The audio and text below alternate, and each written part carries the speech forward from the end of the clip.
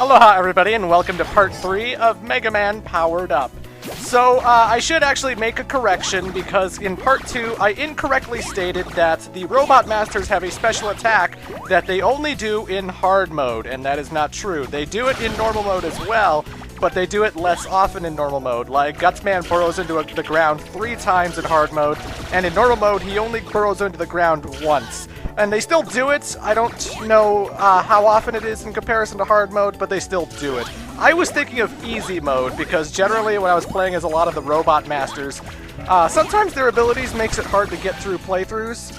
Oil Man especially, and I tended to play a lot of the levels in easy mode, and the bosses, from what I remember, never use their special attack on easy mode. In normal mode, however, they still do it.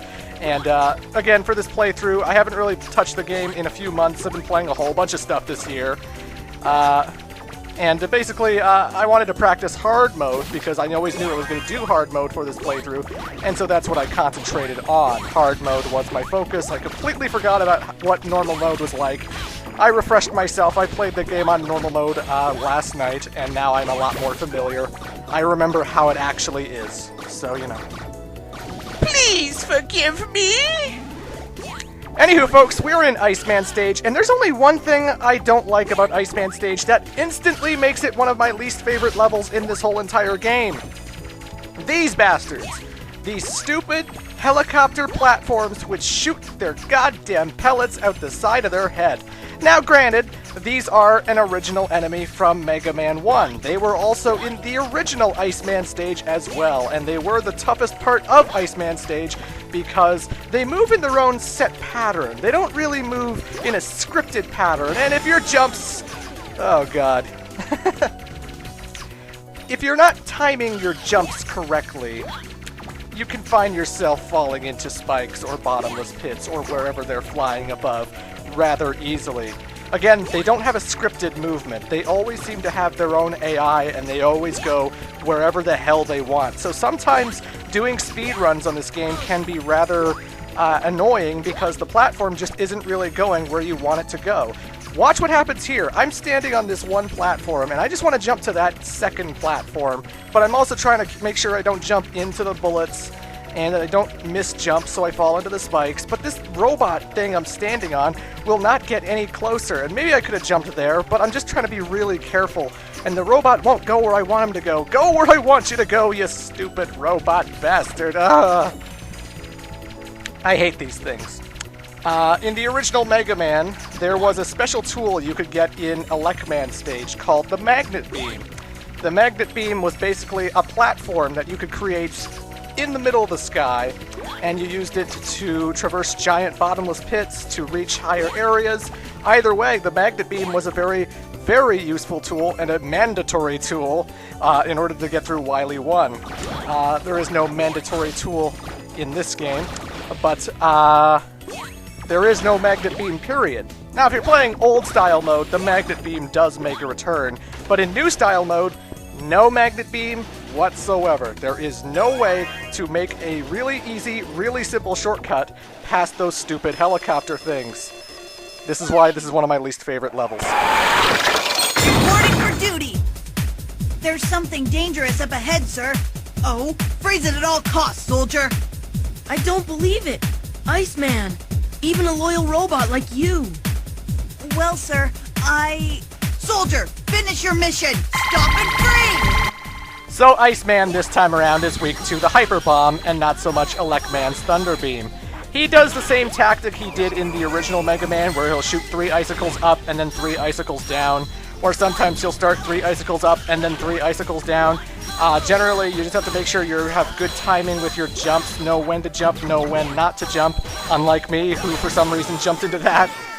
I also killed Iceman, but unfortunately it doesn't count because I died too. His special attack is to rain icicles down from the ceiling, which gets in the way of your Mega Buster pellets. If you hang to the left or to the right, the icicles will never land on you, and you can't actually stand on those icicles and throw bombs overhead onto Iceman himself. You can also use the bombs to destroy those icicles as well, so they're not a big deal if you have Iceman's weakness. Again, Iceman, he's kind of annoying. He's not as annoying as he was in the original game, because in the original game, his Ice Beam took you out in 3 hits, if I recall correctly, and not so much here. They do a good chunk of damage, but not that much damage. My first life I was playing pretty poorly, but that's how you can do it really easily, rather simply. Iceman's not so big of a deal. You just have to make sure your jumps count, and you just have to make sure that you dodge the icicles when you can. By defeating Iceman, we get the Ice Slasher. This ability allows us to freeze enemies so that we can actually jump onto them and get some extra platform, or, you know, we can just shoot them again and kill them, because we have that option. Great job! Give it your all on the next stage too, Kay! And keeping with the original Mega Man, we're going to go after Fireman because he is still weak against the Ice Slasher. You always think that fire would melt ice, but whatever. Time to burn the trash! So this level has a whole bunch of pellets. It has a lot of bottomless pits. It can be pretty tricky, but it doesn't have those annoying-ass platforms, so it's already one of my favorite levels just because of that. Again, there is no magnet beam whatsoever. You have to make sure all of your jumps count when it comes to those things, and they do reappear in Iceman Stage as well, and that's not cool. But as I said, there's Ice Slasher in work. You can freeze those lava lasers thingy. Lava wall, firewall. I'll just call it a firewall, because that sounds tech-savvy and awesome. But you can freeze the firewall to give you an extra platform to reach certain ladders or construction pieces that you would like to use in the custom mode. And yes, guys, I will be showing that off in an extra video. Stop bringing stuff up in part 2 as if I'm not going to do it. Patience, patience! This playthrough is going to be so long as it is. There's still so much of this game I have to show, blah, blah, blah, blah. I don't know how you get that free, man. Well, maybe I know, but I don't remember. I don't care. Either way, this level is pretty tricky because, again, it just has a lot of shit going on. The fireballs are constantly coming up from the bottomless pits. You have to shoot them with 1 pellet to kill them. The knockback is basically going to be your biggest obstacle in this level. If you're too close to the lava lasers, the firewalls, if you will, they can easily knock you into the bottomless pit and make you go all the way back, and that's never fun. Especially this upcoming section past this one little screen. This screen in particular. Basically, a lot of bottomless pit. You know, you have to make sure your jumps count. There are constantly bullet bill type enemies flying towards you. Tons of fireballs coming up from the bottomless pits to drop onto you. And you have to make sure that you jump on the platforms without hitting the firewalls.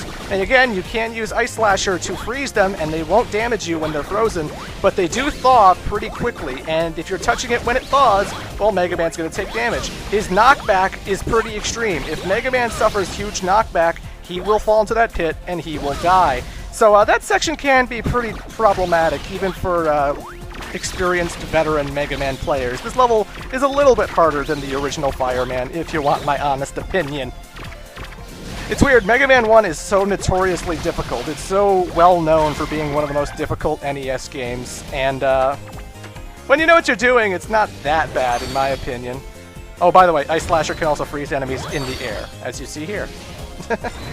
But, yeah, Mega Man 1 isn't as bad when you know what to do. I think it's actually a lot tamer than Castlevania or Ghouls and Ghosts, but it's pretty hard, and this one's kind of harder. Really? Fire! Burn! Burn! My justice burns hotly! Evil beware! Fireman, why are you... I haven't done anything to you. By the fire of justice, I am certain you are evil! Fire! Oh, fire! Anywho, here is Fireman. His special attack is to create a wave of fire that you have to jump over, but then you have to jump over it again because it bounces off the wall to come back to you. However, if you have Ice Slasher, you can instantly get rid of that attack simply by shooting an Ice Slasher on it, in which case it turns frozen and then just breaks, and that's it for that. As for Fireman himself, he likes to shoot fireballs in either 1 wave or 2 waves at a time. So you always want to prepare yourself to be able to jump over 2 waves. And the good news about this game, as opposed to the original, in the original, when he shot a fire wave at you, it always created a fireball underneath where Mega Man was, which made it really hard not to take damage when fighting Fireman. In Powered Up, that does not happen. No fireball comes up from below you, so you don't have to worry about landing on one. Great job! Give it your all on the next stage too, Kay! Will do, Roll! So fire mixing with oil, that can't be a good combination. Obviously, we gotta take on Oil Man, a new robot master, next. It's showtime! Ready? So Fireman's weapon, again, it's just a basic projectile. It creates a fire ring around Mega Man as he fires it, so you can actually damage things that are slightly around Mega Man, whether they're behind you or maybe there's some kind of flying thing that's just close to Mega Man's head, you know. Mega Man just slipped on his ass right there, and the reason he just slipped on his ass is because of Oil Man's stage gimmick. Basically, this level has lots of oil platforms all over the place, and you can't walk on the oil. If you try, Mega Man just slips on his ass because he can't take his time or whatever. So every time you're on the oil, you have to just jump and jump and jump in order to get through. You cannot walk on it. Also, the fire enemies in this level are constantly shooting fireballs at you, and much like Flame Man Stage in Mega Man 6, they will occasionally burn the oil with their fire. The good news is, unlike Flame Man Stage, that fire will not kill you in one hit, not even on hard mode. So you don't have to worry about dying if you hit the fire, unless you're low health, obviously. The fire will catch the oil, it will ignite it, and then after maybe like 10 seconds or 5 or 8 seconds, the fire will wear off and then it will go away and then you can walk on it carefully. So if the oil does indeed catch fire and you can't really progress, you just have to wait like 5 seconds and it'll go away. Also, your fire will activate it too, so if you're using Fireman's special ability and you're standing on the oil, well then you just burned yourself, idiot! Why would you do that? What the fuck were you thinking? I don't know! Those tubes, just below that platform, the oil tubes, can be destroyed by Fireman's weapon as well. Basically, you need Fireman's weapon, it shatters those tubes, and then you can reach stuff like Freeman or Construction Zone places. Again, there's a lot of hidden, unlockable content to find in this game. Alternate routes to take, even. Like, even before, when we got to Oil Man Stage, there was this little bottom part that you could open up with Elecman's Thunder Beam that would have taken you to an entirely new way to climb this level, and also get some construction pieces for the custom mode as well. So, there's a lot going on with these levels, you know? There's lots of hidden alternate pathways to unlock and stuff like that, but, you know. It's a chock filled with content, this game. It's got so much to it. And I will be showing all of it off. You don't have to ask, because you know me. You know the great Clement. When have I never shown everything? Come on, come on! Come on! And don't say Sonic Adventure 2's extra missions, you smartasses. I'm not doing everything.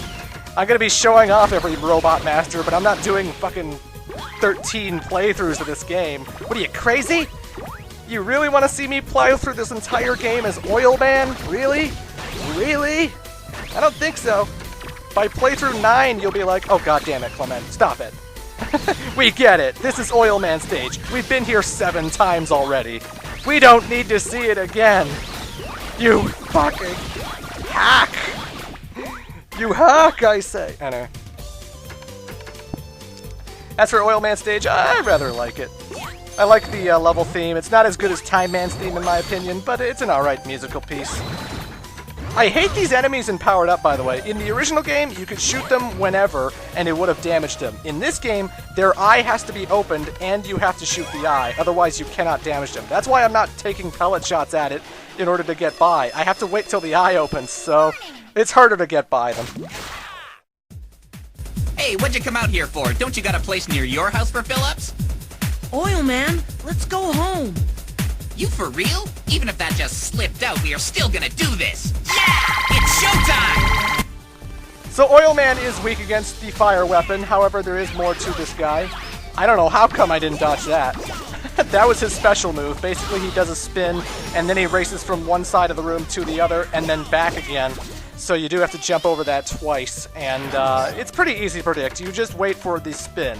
After he does the spin, that's when you know to start jumping.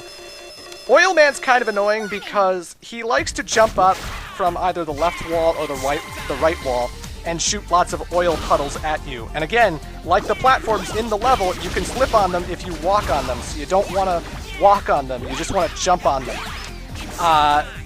Trying to hit him with the fire weapon as a projectile can be kind of annoying if he's already laid puddles down, because in trying to hit him, you'll accidentally hit the puddle, like right there actually. I tried to hit him, I hit the puddle, and so I completely missed my chance to hit him. And now I'm out of fire energy, so I have to resort to using the Mega Buster. You have to make sure your shots count with Oil Man, otherwise you won't be able to kill him as fast as you would like to, you know? After he lays those puddles around, he likes to occasionally walk for like a few steps, and then he'll jump to where you are. And again, if you're trying to run out of the way of that attack, if you slip on the oil, you're going to stay where you are, slip on your ass, and he'll jump right on top of you. So it's a little bit of stuff to manage here with Oil Man, but he's nothing you can't handle. He is beatable with a Mega Buster. I think he's one of the guys you could take on first, as long as you just keep on your toes. His special attack isn't really that hard to avoid, unlike, you know, Gutsman or whoever. So that's Oil Man. He's pretty slippery. And we get the Oil Slider, which is probably one of my least favorite special powers in this game. And considering this is a remake of Mega Man 1, that's saying a lot. Anywho, folks, that's been fun. And we'll go for the last Robot Master, Elecman, in Part 4. Toodles.